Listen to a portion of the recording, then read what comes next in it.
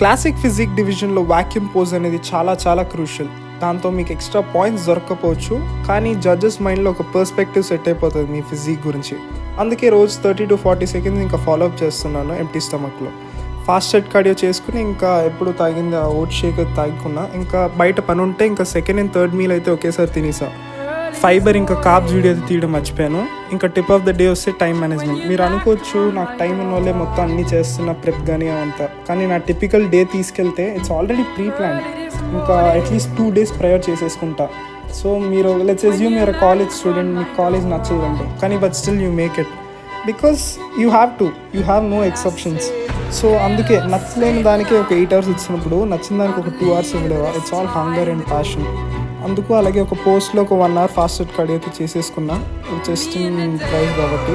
So అలాగే ఇంటికి వచ్చి 2 whole eggs ఇంకా 3 egg whitesతో ఆమ్లెట్ చేసుకుని తినేసా. ఇంకా రైస్ కూడా మార్చేసా, రెడ్ రైస్కి మారిపోయాను. కొంచెం ఫైబర్ కంటెంట్ ఎక్స్ట్రా ఉంటుంది. ఇంకా పడుకున్నా.